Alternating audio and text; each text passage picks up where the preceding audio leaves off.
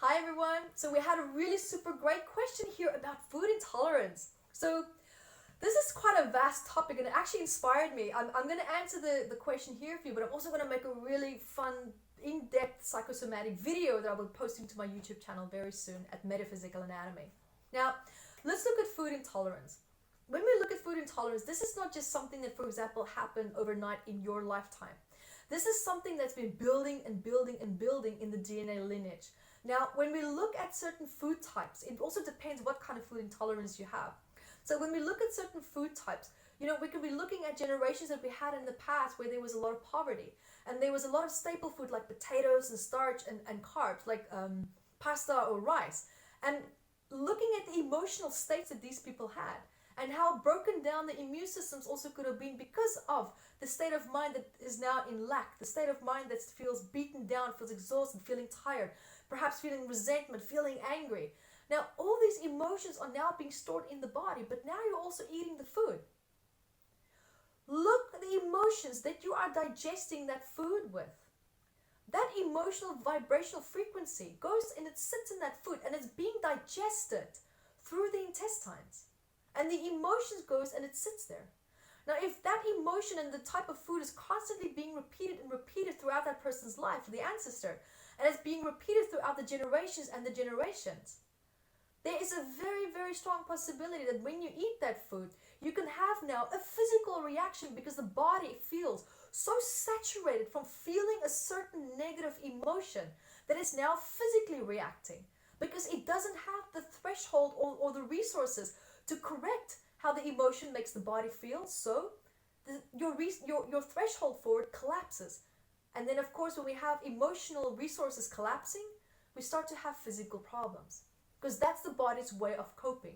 It's always trying to cope, but now it's coping in a way that's causing more discomfort. But the body doesn't know what else to do. Now what also happens is, for example, and this is really interesting because I actually teach this a lot in my level 2 live events. There's almost a whole day that we just spend on the time when you were in your mother's womb because of the trauma and the stress and the identity overlaps that takes place there. Now, what happens is, your mother eats a certain food type. She's also going through emotions. And that food, the nutrients and the emotions connected to the nutrients in that food connects. And it comes through the umbilical cord into you. Now, look where that umbilical cord is. It's at your navel. It's in the middle of your intestinal tract.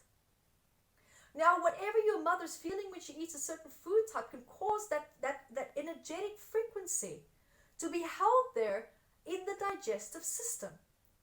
Right? So, now that explains a lot already. A lot of people's food intolerances can come from that point alone. Not always, but it can. I'm sharing just several points here with you. Now, when you look at that, whatever the mother was negatively feeling at that time, and it's associated now with that certain mineral nutrient. Now, when you eat that nutrient, it can trigger your mother's emotions, negative emotions that you felt at that time, and those emotions can come and sit in your digestive, in your intestinal tract, and it physically contracts because it's stressful. It is stressful. Now, also look at, you might also associate that food type with a certain emotion. Say, for example, your mother felt resentment every time she had peanuts or she ate bread. Right now, these two make an association. So perhaps when you feel alone or abandoned, and now every time you have this weird, bizarre desire to eat bread or nuts, and now you eat it.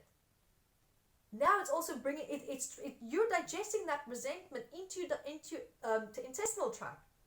But you're also triggering the resentment that your mother felt that was also programmed into your intestinal tract from a very, very early age. Now it's triggering all this ripple effect. You can almost call it like a tsunami wave that's now building and building and building. And this emotions that's now being held in the food that's going through the digestive system, just building and building and building these emotions, these negative emotions such as resentment now in this case. So of course, at some point, the threshold for the body to cope and deal with this emotion collapses.